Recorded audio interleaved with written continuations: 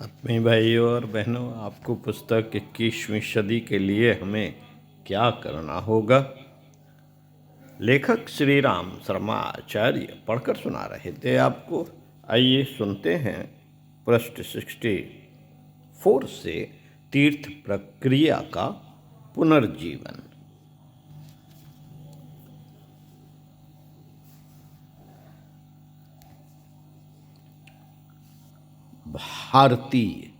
भारतीय ही नहीं, विश्व की सांस्कृतिक मान्यताओं में तीर्थ यात्रा का अतिशय महत्व है।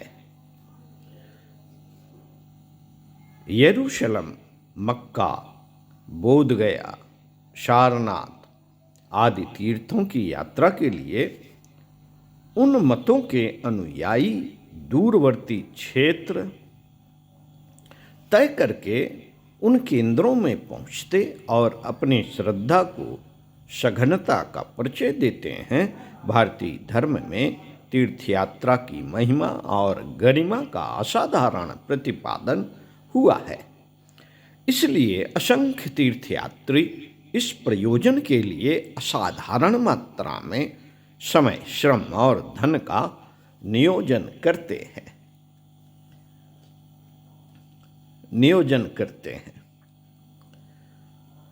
इस प्रयास को अनेक सत्य परिणाम उत्पन्न करने वाले धर्मानुष्ठानों में गिनते हैं। आदि शंकराचार्य ने देश के 4 कोनों पर 4 धाम बनाए थे। इसके उपरांत हजारों की संख्या में छोटे बड़े तीर्थ विभिन्न स्थानों पर बने।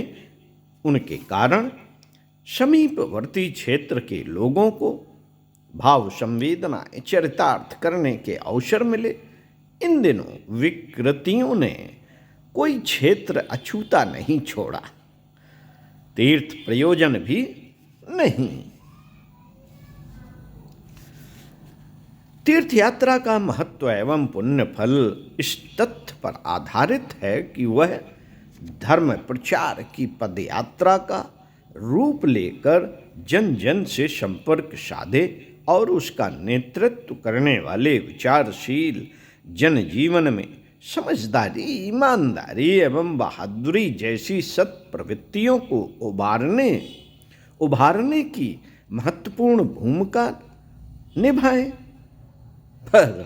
पर आज तो द्रुतगामी वाहनों में सवारी करके बड़े बड़े नगरों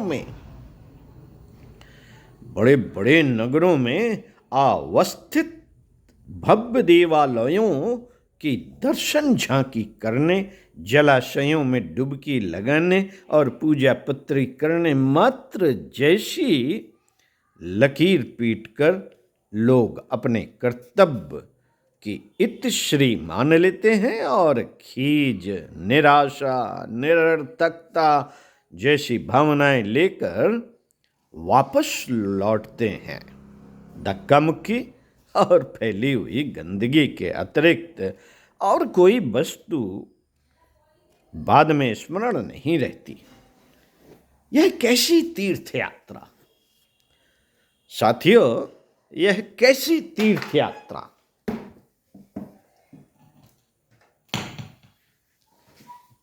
यह कैसी तीर्थ यात्रा।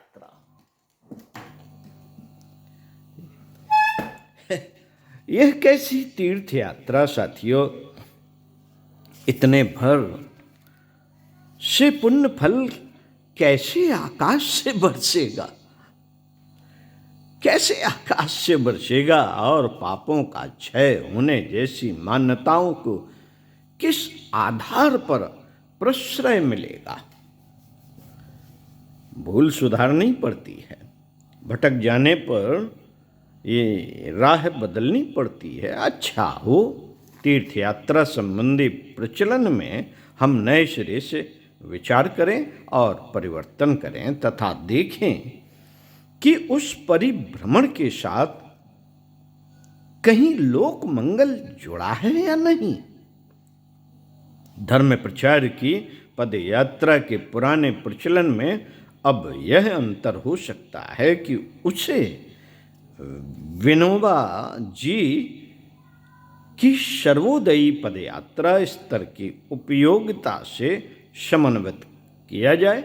समीपवर्ती क्षेत्र में सत प्रवृत्तियों की प्राचीन या अर्वाचीन कार्य पद्धति के प्रति निष्ठा जमाने के लिए सुनियोजित क्रिया प्रक्रिया निर्धारित करें। गांधी जी जब कांग्रेस के माध्यम से देश सेवा की तैयारी करने लगे तो उन्हें श्री गोखले ने सलाह दी कि वे पहले भारत माता की परिस्थितियां आंखों से देख लें। इसके लिए एक बार देश भ्रमण कर लें। गांधी जी ने वही किया और एक अर्धनग्न महिला की परेशान आंखों को देखकर इतने द्रवित हुए कि स्वयं भी आधी धोती पहनने और आधी ओढ़ने लगे। तभी से वे सच्चे अर्थों में महात्मा जी के नाम से प्रख्यात हुए लोक सेवियों के लिए तीर्थयात्रा इसलिए आवश्यक है कि वे अपनी समाज की वस्तु स्थित समझें और तदनुसार उपचार के लिए जुटें। संत परिव्राजक इसी प्रयोजन के लिए तीर्थयात्रा को धर्मकृत मानते और उसमें निरत होकर लोक कल्याण की बहुमुखी योजनाओं को क्रियान्वित करते थे। आज की स्थिति में यह उपयुक्त लगता है कि जन जागरण की साइकिल यात्राओं पर टोली बनाकर निकलें। पदयात्रा के स्थान पर साइकिल यात्रा को अपनाने में कोई हर्ज नहीं। यह इतना सर्वसुलभ साधन है जिसकी व्यवस्था करने में कोई कठिनाई भी नहीं आती और पदयात्रा का लाभ भी मिल जाता है। ईंधन से चलने वाले वाहनों से फैलने वाले प्रदूषण से भी मुक्ति मिलती है। साइकिल यात्राओं की टोली का एक प्रवास चक्र बनाकर जन जागरण के लिए निकलें और जिधर से गुजरें उधर ही युग चेतना का प्रकाश वितरण करें। दीवारों पर आदर्श वाक्य लेखन करें। सहगान कीर्तन और युग धर्म संबंधित स्थानीय आधारों का स्वरूप और समाधान प्रस्तुत करें। इसके लिए देवालयों को केंद्र बनाने की आवश्यकता नहीं है आवश्यकता। अपने देश का हर गांव एक तीर्थ बनकर रहेगा। अपने देश का हर गांव एक तीर्थ बनकर रहेगा। इस स्थापना के लिए हम ही लोग कटिबद्ध होकर क्यों ना निकल पड़े। योजना इस प्रकार बने कि साइकिल टोली प्रचारक अपने यहाँ से शांत कुंज को विश्व तीर्थ मानकर उसके लिए प्रयाण करें। जहाँ भी उपयुक्त लगे विराम करें और अपने ढंग से प्रचार प्रक्रिया क्रियान्वित करें। शांत कुंज पहुँचकर 2-4 दिन विश्राम करें, साधना करें और प्रेरणा ग्रहण करें। यूं पैदल यात्रा में अधिक जनसंपर्क होने, खर्च कम पड़ने, चाहे जहाँ सुस्ताने आदि की अधिक सुविधाएं तो है, पर समय कम लगने तथा श्रम को सहन करने की सुविधा भी तो चाहिए। जिन्हें साइकिल चलाना नहीं आता ऐसे लोग, विशेषतया महिलाएं, साइकिल की अपेक्षा पैदल चलने अथवा वाहनों का उपयोग करने के लिए विवश होती हैं।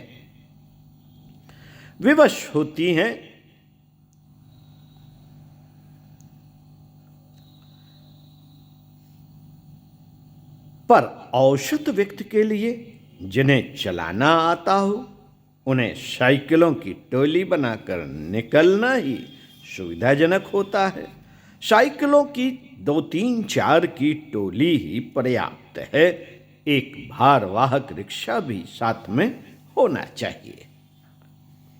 एक भारवाहक रिक्शा भी साथ में होना चाहिए जिसमें बिस्तर, कपड़े, भोजन बनाने के साधन, वाद्य यंत्र आदि को सुविधापूर्वक ले जाया जा सके। साइकिलों में लोग कैरियर पर बहुत सीमित सामान ही लाद सकते हैं। रिक्शे को टोली वाले बारी बारी से लेकर चल सकते हैं अथवा कोई ऐसा साथी तैयार कर लें जो रिक्शा चलाने आगे जाकर सूचना देने, भोजन का प्रबंध करने में अपनी हेठी अनुभव न करे। छोटा या बड़ा लाउड स्पीकर, टेप रिकॉर्डर हर हालत में साथ रहना चाहिए। स्लाइड प्रोजेक्टर भी ऐसा ही सस्ता साधन है जो रंगीन प्रकाश चित्र दिखाकर किसी गली मोहल्ले की भीड़ इकट्ठी कर सकता है और प्रवास के साथ धर्म प्रचार का दोहरा उद्देश्य एक साथ पूरा कर सकता है। मित्रों, यूं झोला पुस्तकालय चलाना, ज्ञान रथ ढकेलना, घरों में स्लाइड प्रोजेक्टर दिखाना, आदर्श वाक्य लिखना, स्टिकर्स लगाना, प्रचार उपकरण पेटी से छोटी छोटी गोष्ठियाँ नियोजित करना, प्रभात फेरी स्तर का अलख जगाना, साप्ताहिक सत्संग के लिए दौड़ धूप करना, यह सब भी प्रकारांतर से पदयात्रा, तीर्थयात्रा की ही आवश्यकता पूरी करते हैं। पर साइकिल टोली यात्रा का जो प्रभाव परिणाम देखने को मिलता है उसकी बात ही दूसरी है। तीर्थ यात्रा के पुण्य से प्रभावित होकर कुछ करने की बात सोचने वाले उसमें उपयोगिता का समावेश नहीं कर पाते।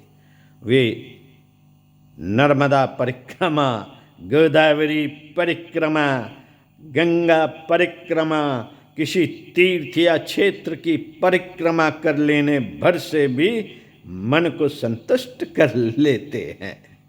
महिलाएं घरों के भीतर तुलसी के थांवले तथा घर से बाहर पीपल, वट, आंवला आदि वृक्षों की परिक्रमा कर लेती हैं और कितनी बार भ्रमण हुए इसकी गणना के लिए सूत का कच्चा धागा निर्धारित केंद्र के आसपास लपेटती जाती हैं।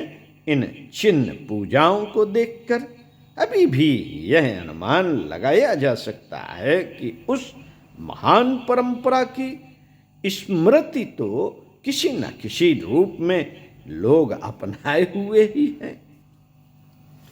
श्रावण या फागुन के महीने में गंगा जी की कांवर कंधे पर रखकर लोग ले जाते हैं और समीपवर्ती किसी शिवालय में उसे चढ़ाते हैं। कांवर पदयात्रा अभी भी देहाती क्षेत्रों में किया जाना प्रचलित है। जो लोग इस प्रयोजन के लिए निकलते हैं वे मिलजुल कर धार्मिक गीत ऊंचे स्तर के गाते चलते हैं ताकि जो भी इस गायन को सुने वे कुछ प्रेरणा प्राप्त करें। जुलूसों में भी सहगान कोरस गाए जाते हैं। यह चिन्ह पूजा बताती है कि केवल धर्म प्रचारक ही नहीं, तीर्थ यात्रा का उपक्रम हर स्तर के लोग किसी न किसी रूप में क्रियान्वित करने के लिए ललायित रहते हैं। पापों के प्रायश्चित के लिए एक बहुप्रचलित माध्यम तीर्थ यात्रा की मान्यता अभी भी है। साधु ब्राह्मणों के लिए निर्धारित क्रिया कृत्यों में एक तीर्थ यात्रा भी है। वे चारों धाम, उत्तराखंड यात्रा आदि पर निकलते हैं, अन्यथा इतना तो करते ही हैं कि समीपवर्ती किसी पर्व पर मेलों में सम्मिलित होकर उस तरह का मन बनाते हैं। कुंभ आदि के बड़े मेलों एवं सोमवती अमावस्या ग्रहण आदि के अवसर पर समीपवर्ती नदियां सरोवर में नहाने जाते हैं, वहां अच्छा खासा मेला लग जाता है। अच्छा खासा मेला लग जाता है। प्राचीन काल के ऋषि मुनियों की एक प्रशिक्षण पद्धति यह भी थी कि वे अपने शिष्यों की मंडली साथ लेकर तीर्थ यात्रा पर निकलते थे और उपयुक्त स्थानों पर विराम करते हुए अध्ययन अध्यापन का क्रम चलाते रहते थे। इससे उस ऋषि मंडली को अनेक क्षेत्रों के साथ संपर्क साधने, अनुभव बटोरने एवं स्वास्थ्य संवर्धन के बहुमुखी लाभ मिलते थे।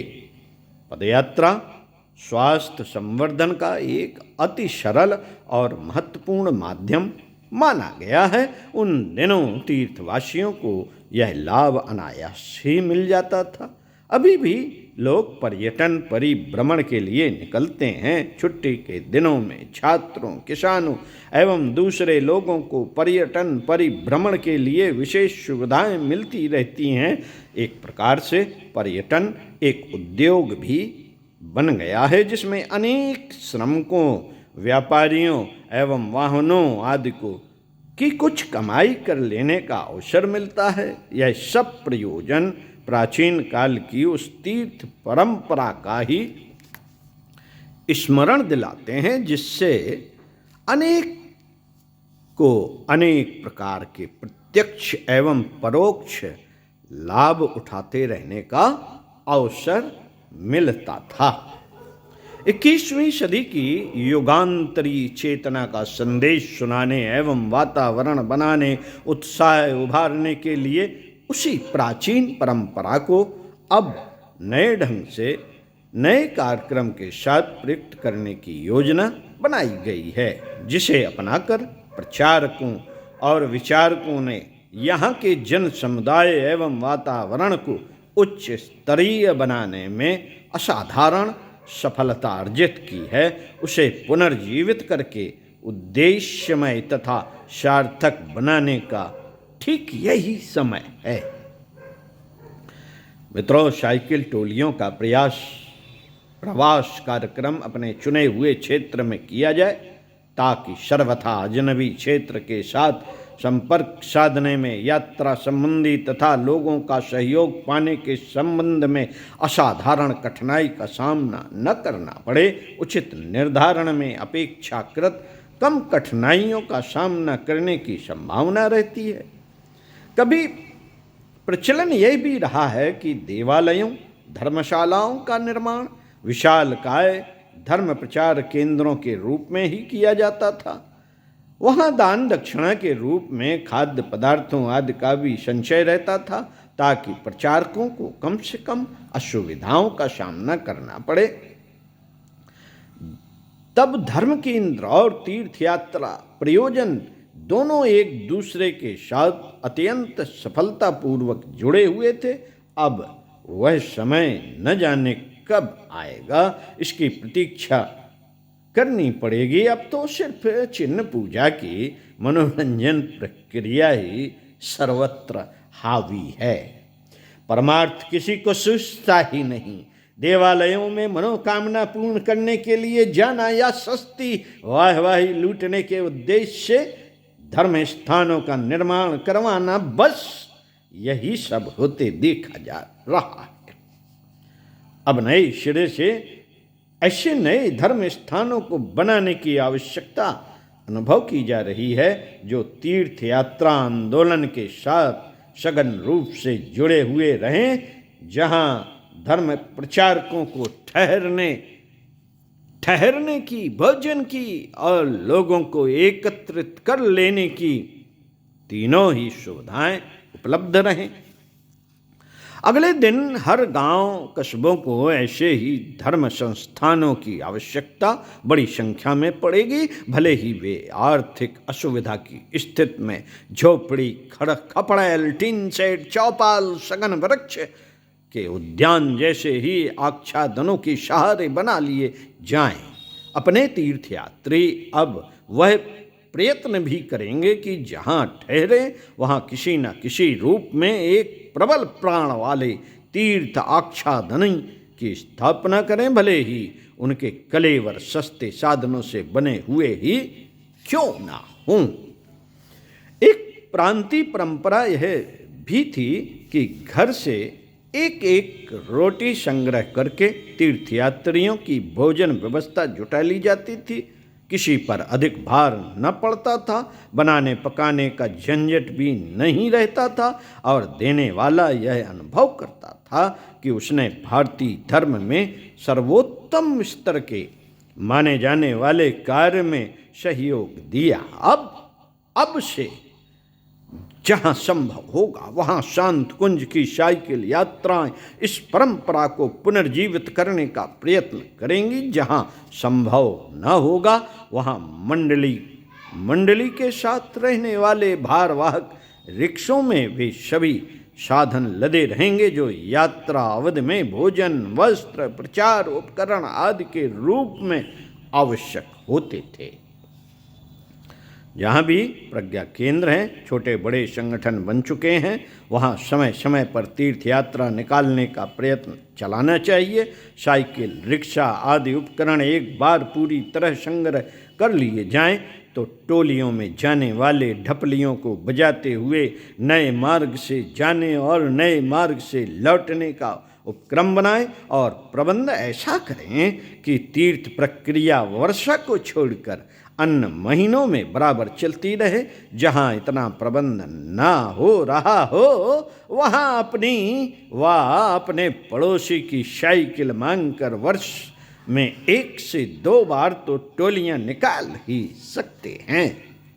इसके लिए फरवरी से जून तक का और सितंबर से दिसंबर तक का समय भी ऋतु की दृष्टि से अनुकूल रहता है। देश का हर गांव तीर्थ बने, देश का हर गांव तीर्थ बने, हर क्षेत्र में जीवंत युगांतरी चेतना उभरे। इसके लिए मनीषियों को गांव गांव पहुंचने और जन जन को ऐसे विचारशील प्रतिभाशाली लोगों के संपर्क में आने का अवसर मिले तो समझना चाहिए कि नव युग के अवतरण की दिशा में एक महत्वपूर्ण प्रक्रिया का सूत्र संचालन बन गया।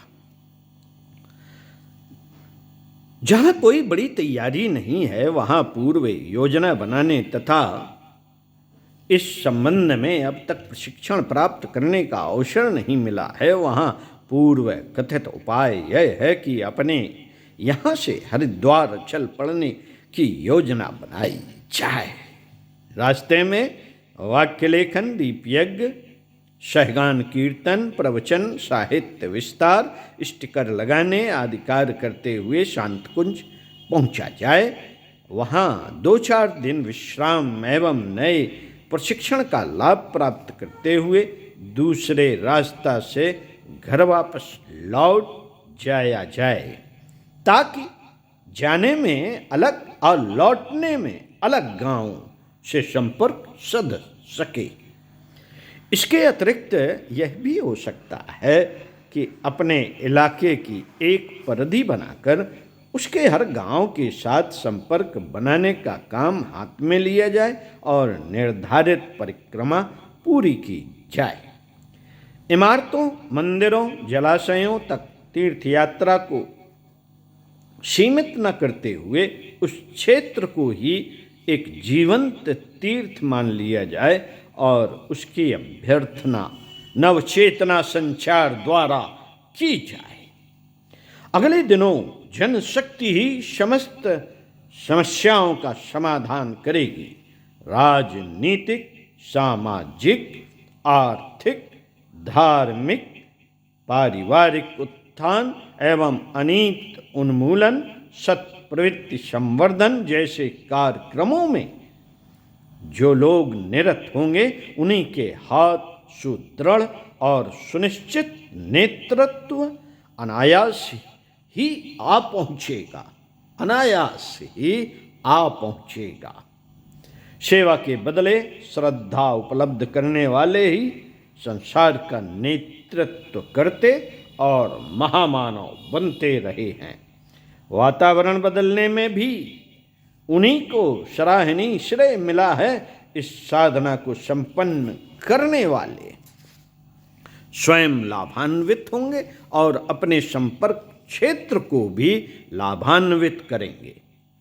इसलिए नवयुग के आगमन की पुण्य वेला में तीर्थ यात्रा के रूप में युग चेतना का अभिनव संचार किया जा रहा है। इस संदर्भ में शांत कुंज की अपनी योजना है। इसके लिए बड़ी संख्या में भाषण, वादन, प्रचार उपकरण आदि संग्रह कर लिए गए हैं। शांत कुंज के प्रामाणिक और प्रशिक्षित कार्यकर्ता अपनी अपनी टोलियां लेकर क्षेत्रों में भेजे जाते रहते हैं। यात्रियों को कहाँ क्या करना चाहिए इस प्रकार का प्रशिक्षण भी मिल गया है और सुविधा समाधान भी जुट जाते हैं।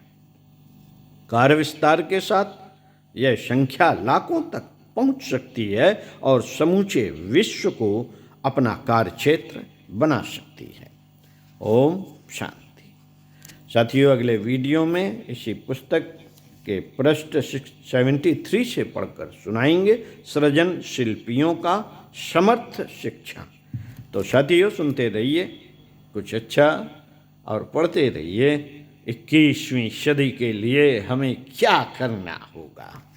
पुस्तक लेखक श्री राम शर्मा आचार्य।